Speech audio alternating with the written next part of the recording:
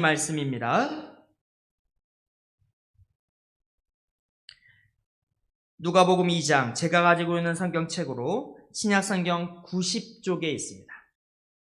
신약성경 90쪽. 우리 방송실 하나만 부탁하겠습니다. 우리 괜찮으면 40절부터 한번 볼 수 있을까요? 40절도 같이 봤으면 좋겠습니다. 40절 같이 부탁합니다. 누가복음 2장 40절부터 52절까지 제가 가지고 있는 성경책으로 신약성경 90쪽입니다. 90쪽. 누가복음 2장 40절로 52절까지 우리 제가 한 절, 성도님들 한 절 교독해서 보겠습니다. 아기가 자라며 강하여지고 지혜가 충만하며 하나님의 은혜가 그의 위에 있더라.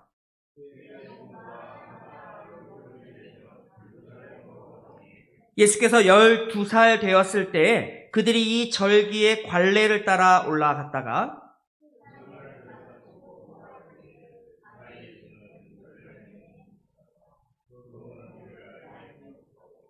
동행 중에 있는 줄로 생각하고 하룻길을 간 후 친족과 아는 자 중에서 찾되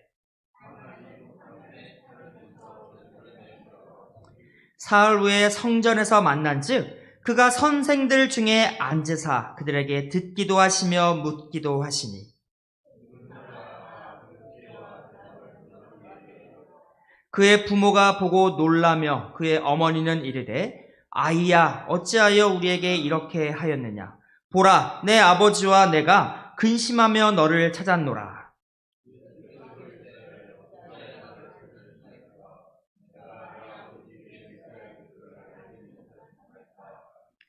그 부모가 그가 하신 말씀을 깨닫지 못하더라.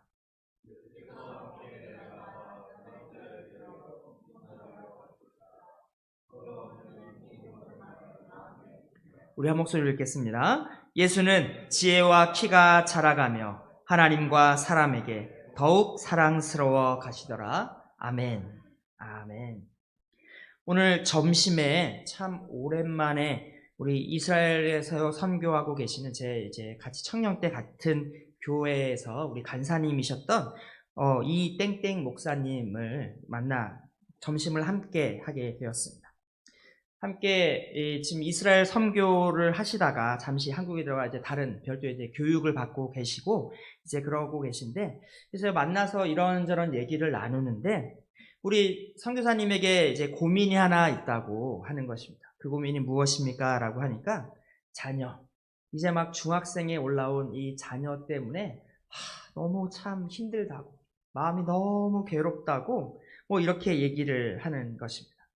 여러분 한창 청소년인 자녀를 이제 키우고 계신 부모님들 계십니까? 여러분들은 어떠십니까? 괜찮으십니까? 이 청소년기 얼마나 참 어렵고 그런지 흔히들 질풍노도의 시기를 청소년기라고 이야기합니다. 참 부모님들에게 너무나도 어려운 시기가 아닐까 합니다. 또 그 청소년기를 지나는 자녀들 스스로에게도 참 어려운 시기, 갈등의 시기라고들 이야기 많이 합니다. 차라리 어렸을 때는 부모로부터 마냥 보호를 받고 크게 고민할 필요 없이 부모님이 하라는 거를 하면 되는 이런 정말 부모님의 마냥 보호와 지시를 받던 이런 어린 나이에서 이제 좀 자라나는 것입니다.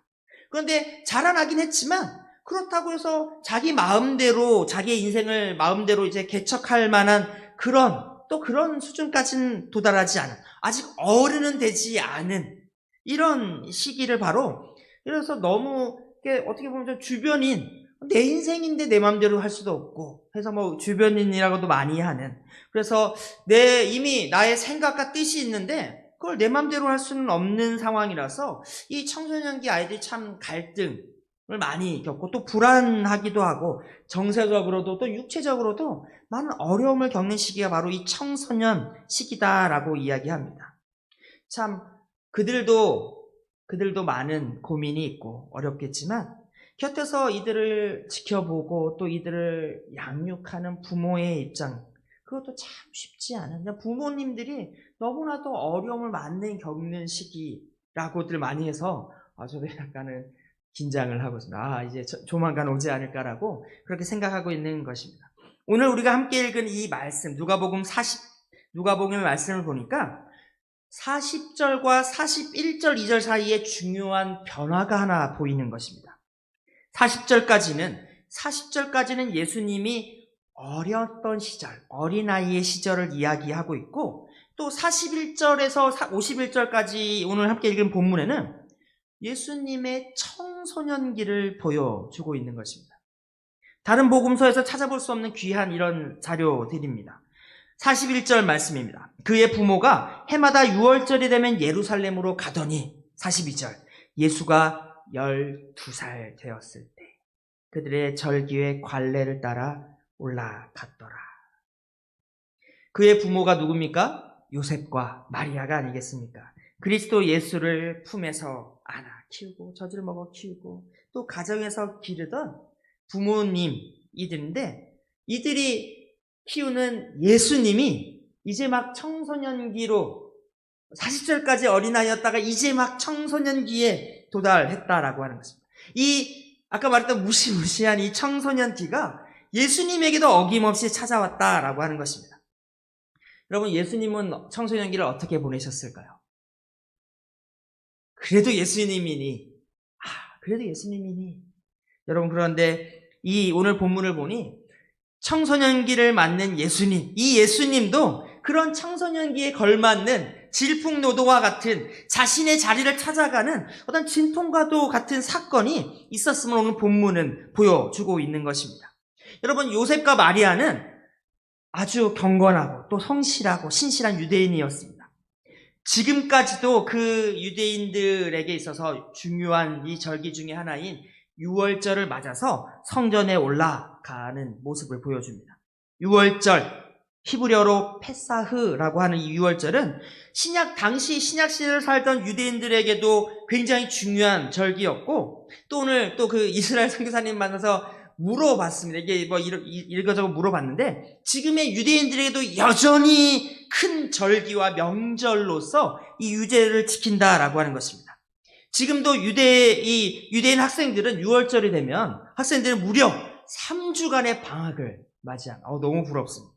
또 대학생들은 뭐 학교마다 조금의 차이는 있지만 보통 한 2주에서 3주의 방학을 대학생들도 맞이하고, 또 심지어 어른들도 이 6월절 되면 한 주간은 그냥 통째로 다 쭉 빨간 날. 그래서 마치 우리의 명절 같이 다 이제 온 가족과 친지들이 다 모이는 그런 절기가 바로 이 6월절이라고 이야기하는 것입니다. 참 안타깝게도 지금 현대 예루살렘에는 성전이 무너진 상태 그대로 복원되지 않은 상태로 있어서 지금의 유대인들은 성전에 모이진 않는다라고 합니다. 대신 어디에 모이겠습니까?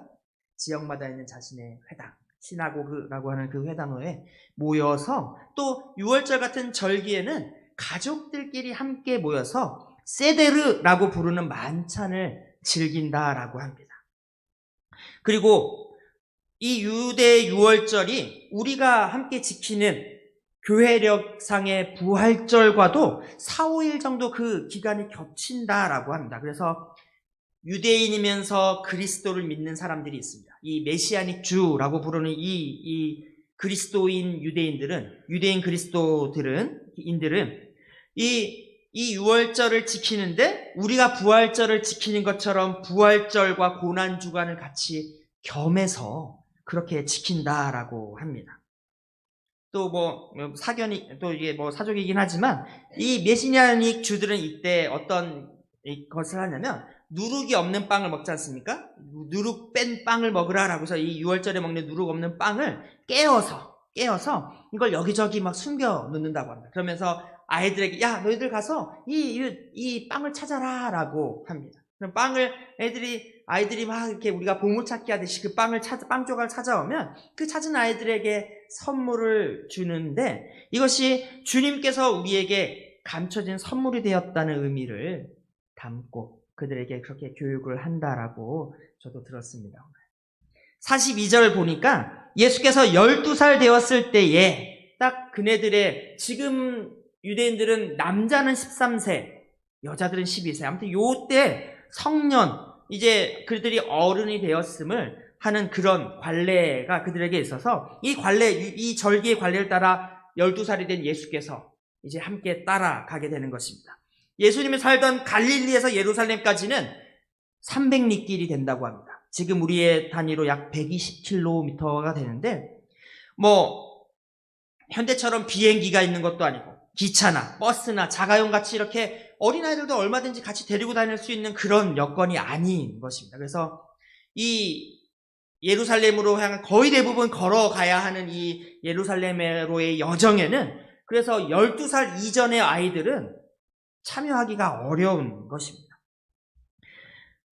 40절에 그래서 이렇게 얘기하지 않습니까? 아이가 자라며 강하여지고, 예수께서는 절기를 지키러 예루살렘으로 향하는 이 120km의 이 먼 길을 부모를 따라 갈 정도로 이제는 건강한 청소년이 되었다라는 것을 의미합니다. 43절, 그 날들을 마치고 돌아갈 때에 아이 예수는 예루살렘에 머무셨더라.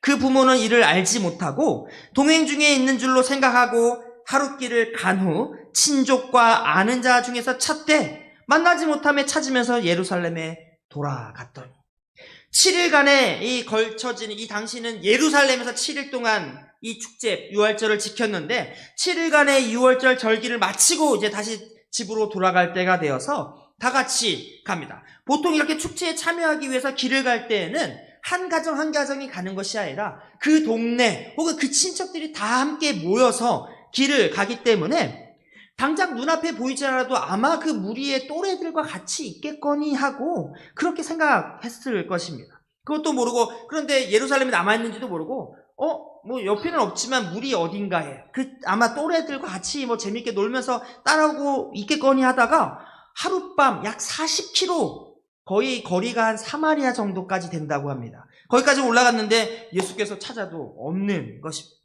혹시 여러분 중에 자녀를 잃어버린 경험을 갖고 계신 분이 계십니까? 원래 사는 동네, 갈릴리였다면, 원래 우리가 사는 동네였다면 안 보이면 집에 갔겠거니 할 텐데 살던 동네가 아닌 겁니다. 예루살렘, 원래 살던 동네가 아니라서 저는 이제 어렸을 때 부모님이 저를 잃어버리신, 제가 잃어버렸는지 부모님이 저를 잃어버리셨는지 한번 잃어버린 적이 있는데, 진짜 원래 사는 동네라면 부모님 안 계셔도 제가 집에 그냥 걸어가면 되는데 같이 어디를 갔다가 신나게 가는데 딱 보니까 엄마 아빠가 안 계신 겁니다. 와, 너무 어릴 때라 자초지정이 다 생각이 나지 않는데 어느 미용실에서 미용실 어른들이 저를 이제 데리고 있는 걸 와서 찾아가셨는데, 그때 어머니의 말로는 제가 아마 울고불고 아마 거의 패닉이 돼서 다리를 덜덜덜덜덜 떨고 있는 저를 미용실에서 찾으셨다라고 해서, 참 저를 찾기까지, 잃어버린 아이를 찾기까지 부모님의 마음이 얼마나 탔을지 저는 어려서 몰랐는데, 저도 제가 뭘 할 수 있는 게 뭐가 있겠습니까? 집에 가겠습니까? 그때 지금처럼 아이들 핸드폰 가진 것처럼 핸드폰이 있었겠습니까? 그냥 지금 생각해보면 그때 부모님이 저를 찾아주신 게, 저를 낳아주신 부모님의 품 안에서 자란 게 너무 감사하다고 느껴지는 것입니다. 요셉과 마리아가 아이를 잃어버린 것입니다. 장남을 잃어버려서 찾아도 보이지 않고 찾다 그 무리 안에는 아무도 본 사람이 없으니 다시 예루살렘으로 돌아갑니다. 예수를 찾기까지 얼마나 마음을 졸였을지, 얼마나 마음이 타들어갔을지, 얼마나 애가 타도록 찾아 헤맸을지, 가서 바로 찾은 것도 아니고 3일, 사흘이 지나고 나서 예루살렘에 돌아갔더라. 사흘이 지나고 이 예수를 찾았던 것입니다. 48절, 그의 부모가 보고 놀라며 그의 어머니는 이르되 아이야 어찌하여 우리에게 이렇게 하였느냐. 보라, 내 아버지와 내가 근심하여 너를 찾았노라 라고 이야기합니다. 예수님이 뭐라고 합니까? 엄마 아빠 왜 나를 버리고 가셨어요? 난 너무 무서웠어요. 이러고 있는 게 아니라 뭐라고 합니까? 하다못해 엄마 아빠 왔네요.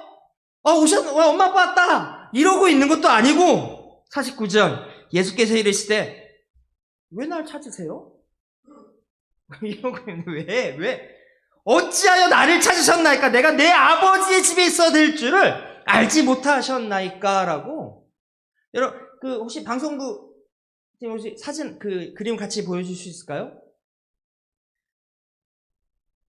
네, 여기 한번 일시정지 풀어주십시오. 보면, 지금 마리아와 요셉이 요셉을 찾아서 얘기하고 있는데, 막 그 감격이 이제 나 드디어 엄마를 만났다라는 감격에, 포즈가 아니라, 왜요? 라고 하는, 심지어 다른 그림에는 8장까지 끼고서 왜 나를 찾았습니까? 라고 8장을 끈 그림도 있고, 도저히 그 부모를 잃어버려 눈물을 흘리고 있는 안타까워하는 것이 전혀 아니라, 예수는 그저 자연스럽게 귀를, 그냥 마리아 어머니의 얘기를 듣고 있는 모습인 것입니다. 왜 오셨습니까? 왜 나를 찾으셨습니까? 12살.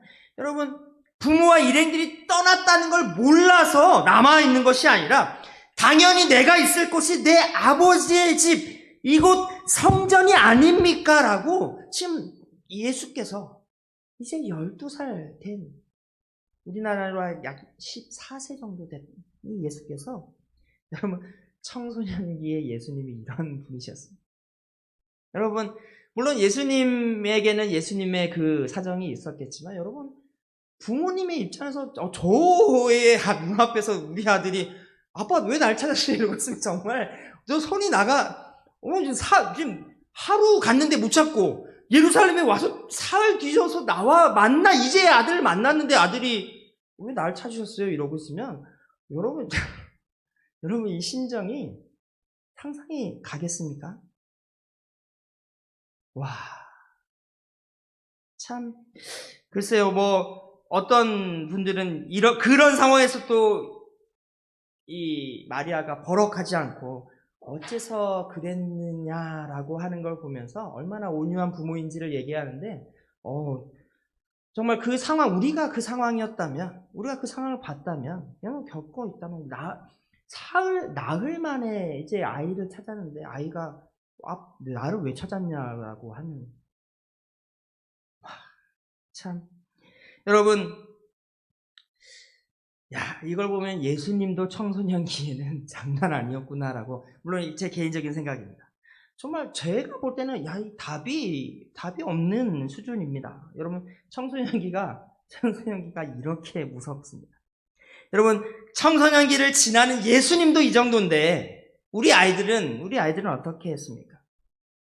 그래 예수님도 그러셨는데 너희들이라면 너희들이 별 수 있겠느냐 이렇게 여러분 생각하시는 게 어찌 보면 조금은 좀 우리의 마음이 부모된 우리들의 마음이 우리의 이제 정신 건강에 좀 도움이 되지 않을까라고 저렇게 생각이 되는 것입니다.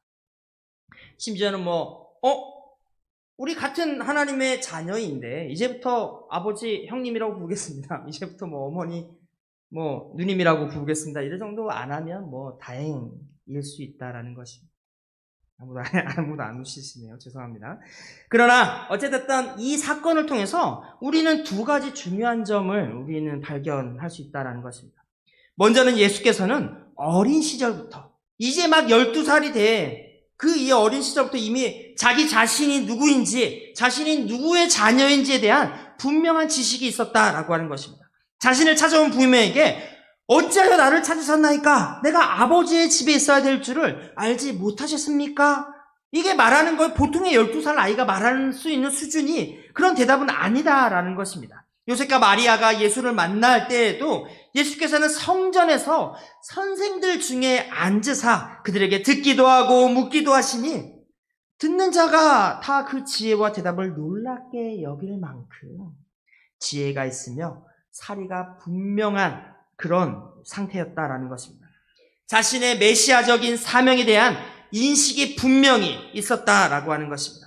그것은 무엇입니까? 자신이 하늘 아버지, 하나님 아버지의 아들이시며 하나님의 집에 있는 것이 마땅하다라고 하는 것을 왜 아버지의 집에 있는 것이 마땅합니까?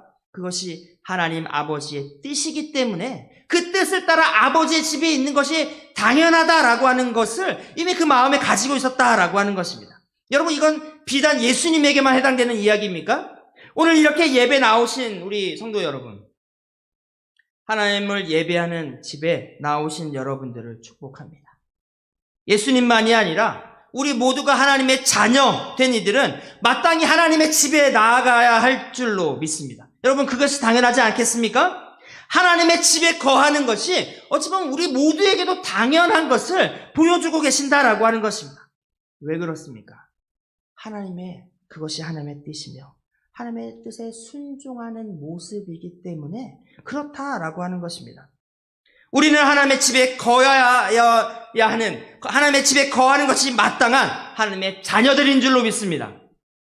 우리들도 그래야 하며 우리의 자녀들에게도 마땅히, 우리 아이들에게도 마땅히 너희들이 누구인지 하나님의 자녀된 자들로서 마땅히 하나님의 집에 가야 되는 것, 하나님의 집에 나아가는 것이 마땅하는 것을 예배드리는 그 순간, 하나님 앞에 예배드리는 그 자리에 있어야 하는 것이 마땅하다라는 것을 우리는 분명히 가르쳐야 한다라고 하는 것입니다.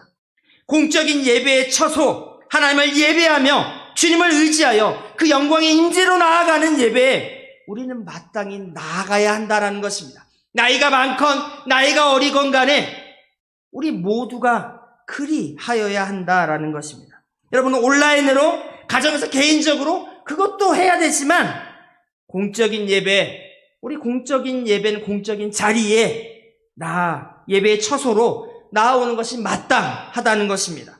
여러분, 또 한 가지 사실이 무엇입니까? 예수께서 하나님에게 순종하여서 하나님의 집에 있기를 바라기도 하였지만 예수께서는 그 이후에 육신의 부모에게도 순종하셨다라고 하는 것입니다. 51절 말씀입니다. 예수께서 함께 내려가사 나사렛에 이르러 순종하여 받드시더라. 그 어머니는 이 모든 말을 마음에 두니라.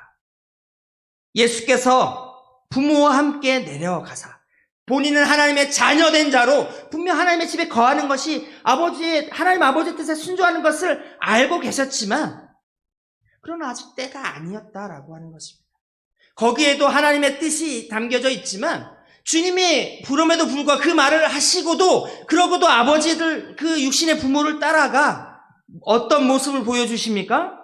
자신의 부모에게 순종하여, 자신의 육신의 부모에게 순종하여 받드시는 본을 보여주고 있습니다. 저는 약간 이것을 아까 처음에 얘기할 때는 청소년기의 그 예수님의 그 모습을 이렇게 어떤 해프닝으로 얘기를 하기도 했지만, 어찌보면 이 모든 것이 다 예수님의 그런 의도하심이 있는 줄로 생각합니다. 하나님의 뜻에 거하는 것도 마땅합니다. 그러나 또한 자기를 찾은 아버지, 육신의 부모에게 순종하는 것 역시 그것도 하나님의 뜻 가운데 있음을, 자신이 마땅히 그곳에 순종하는 것이 마땅함을 보여주신다라는 것입니다.